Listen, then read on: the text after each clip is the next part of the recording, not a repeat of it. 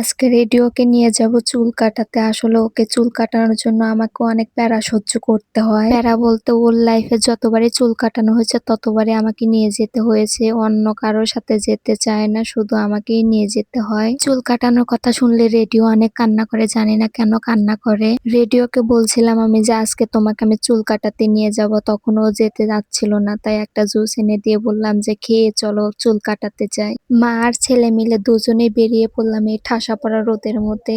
রেডিওকে আমি একটা ছাতা দিয়েছিলাম কিন্তু ও নিতে চাচ্ছিল না, তাই বাড়িতে রেখে চলে গিয়েছিলাম। ও তো যেতেই চাচ্ছিল না, ওকে আমি বুঝিয়ে টুজিয়ে কোনো রকম ভাবে নিয়ে যাচ্ছিলাম। দেখেন কিরকম করতেছে। ওকে চুল কাটানোর জন্য আমাকে আজকে অনেক প্যারা সহ্য করতে হয়েছে, এই রোদ্রের ভিতরে ছাতা ছাড়া যেতে হয়েছে। এর তো আমরা মেন রোডের কাছ দিয়ে যাচ্ছিলাম, ও তো অনেক দৌড় পাচ্ছিল, আমি ওকে বকছিলাম যে এত দৌড় পেরো না, হঠাৎ করে গাড়ি এসে যাবে। তখন আবার এসে আমার হাত ধরে ধরে যাচ্ছিল। আসলে ও খুবই দুষ্ট, একটা কথাও শোনে না আমার। কিছুদিনের ভেতরে আবার শুরু হয়ে যাবে ধান কাটা। মা আর ছেলে মিলে গল্প করতে করতে যাচ্ছিলাম, তারপরেও যেন পথ শেষ হচ্ছিল না, আরো অনেক দূর যেতে হবে আমাদেরকে। আমাদের যেতে প্রায় পৌনে ১ ঘন্টার মতন লেগে গিয়েছিল। অবশেষে এসে পড়লাম। দৌড় দিয়ে রেডি ওর আব্বুর কাছে যাচ্ছিল। ওর আব্বুর একটা দোকান আছে বাজারের ভিতরে। আবার শুরু করে দিল মোবাইল দেখা। আসলে রেডিও মোবাইল ছাড়া যেন কিছুই বোঝে না। মোবাইল পেলে ওরা সারাদিন কিছুই লাগে না, সারাদিনই মোবাইল দেখতে থাকে, ভাত খাওয়ার কথাও ভুলে যায়। অনেকখানি রাস্তা হেঁটে আসার পর আমার পা গুলো অনেক ব্যথা করছিল, তাই একটু রেডিও আব্বুর দোকানে আমি বসেছিলাম। দোকানে এসে দেখি রেডিওর আব্বু কাজ করতেছে। অনেকেই আবার ভাবতে পারেন যে রেডিওর আব্বু কিসের দোকান, কিসের কাজ করে সে। সে যে কাজটা করে সে কাজটাকে বলে গতি মিস্ত্রি। আবার অনেকেই বুঝতে পারছেন না যে গতি মিস্ত্রি মানে কি। বাইক, সিএনজি, ট্রাক, বাস, মাইক্রো এগুলোর সিট সে মেরামত করে, তাকেই বলে গতি মিস্ত্রি। আমি জানি অনেকে আমাকে নেগেটিভ কমেন্ট করবে যে ছি, রেডিওর বাবা এরকম কাজ করতে পারে। আসলে কাজ কখনো ছোট বড় হয় না। এদিকে দেখি রেডিওর আব্বু আমার জন্য আখের রস এনেছে। রেডিওর জন্য একটা চিপস এনেছিল কিন্তু রেডিও খায়নি, সেজন্য আমরা দুজনে মিলে ভাগ করে খেলাম। এরপর আমাদের জন্য সিঙ্গারা এনেছিল, সেগুলো খেয়ে দিয়ে এবার রেডিওকে নিয়ে যাচ্ছি চুল কাটাতে। এতগুলো দিনে ওকে যতবারই চুল কাটানো হয়েছে ততবারই কান্না করতো, কিন্তু এবার ও কান্না করেনি। এই সেলুনটাকে নতুন করে দিয়েছিল, সেজন্য কোনো ডেকোরেশনের কাজে কমপ্লিট হয়নি। সেলুনের ভিতরে ঢুকে দেখি মেজো মামা এসেছে চুল কাটাতে, তার সাথে অনেকক্ষণ কথাবার্তা হলো। রেডিওকে দেখে আমার খুব হাসি পাচ্ছিল, কারণ ওর মুখের রিয়াকশনটা একবার দেখুন আপনারা। আমি মনে মনে ভাবছিলাম যে রেডিও মনে হয় এখন কান্না করবে, কিন্তু না, আল্লাহর অশেষ রহমতে এবার রেডিও কান্না করেনি। রেডিওর চুল কাটাতে আসলে অনেকক্ষণ সময় লেগেছিল। ছোটদের চুল কাটাতে অনেকক্ষণ সময় লাগে। চুল কাটতে অনেক সময় লাগছিল, আমাকে একবার বসে থাকতে হচ্ছিল,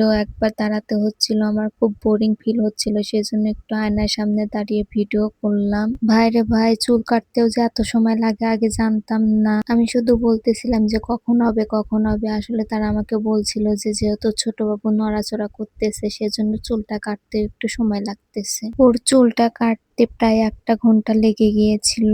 আমি কি এমনি এমনি বলেছিলাম যে ওর চুল কাটাতে আমাকে খুব প্যারার মধ্যে পড়তে হয়, কারণ হেঁটে আসতে আমার প্রায় 1 ঘন্টার মতন লেগে গিয়েছিল, আবার চুল কাটাতে 1 ঘন্টার মতন লেগে গেছে। ওর দাদু ওকে নিয়ে যেতে চায় কিন্তু ও যায় না, কেন জানি না, যেতে চায় না। আমার হাজার কষ্ট হলেও ওকে নিয়ে যেতে হয়, আমি ছাড়া আর কারোর সাথে যেহেতু যেতে চায় না সেজন্য আমাকে নিয়ে যেতে হয়। রেডিও খুবই নড়াচড়া করছিল, সেজন্য ওর আব্বু ওর থুতনিটাকে চেপে ধরেছিল, যেহেতু ওর চুল কাটানো হচ্ছে, যদি কেটে যায় হঠাৎ করে।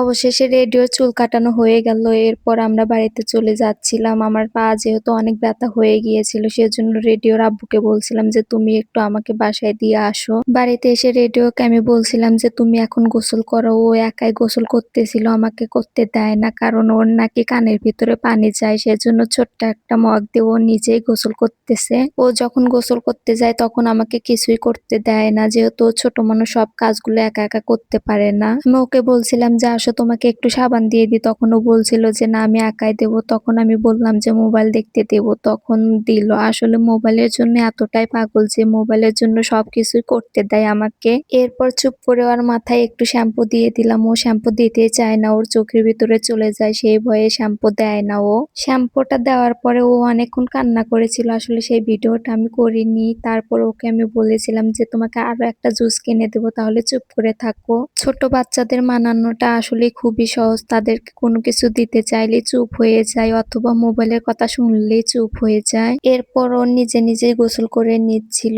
আসলে ও আমাকে গোসল করতেই দেয় না, নিজেই গোসল করে। এটা ওর ফাইনাল লুক। কেমন লাগছে রেডিওকে সবাই কমেন্ট করে জানাবেন। আমি রেডিওকে বলছিলাম যে তুমি একটু চুপ হয়ে দাঁড়িয়ে থাকো, তোমাকে আমি ভিডিও করছিলাম। তো ও তো চুপ করে থাকছিল না, ও আবার আমাকে ভেঙচি কাটছিল, দেখেন কি অবস্থা। আমি যেহেতু রোদের ভিতরে রেডিওকে নিয়ে গিয়েছিলাম, সেহেতু আমার মাথা প্রচন্ড পরিমাণ ব্যথা করছিল এবং প্রেশারটাও লো হয়ে গেছিল, সেজন্য আমি একটা স্যালাইন গুলে খাচ্ছিলাম। এখন আগের মতন অসুস্থ হলে আর খেয়াল রাখার জন্য মানুষটা নেই, কারণ মানুষটা আমাকে ছেড়ে চলে গেছে। আজকে সারাদিনের প্যারাটা হলো আমার এটা, রেডিওকে চুল কাটানো। আমার রেডিওর জন্য সবাই দোয়া করবেন। আপনারা সবাই ভালো থাকবেন, সুস্থ থাকবেন এবং নিজের খেয়াল রাখবেন। আল্লাহ হাফেজ। আসসালামু আলাইকুম।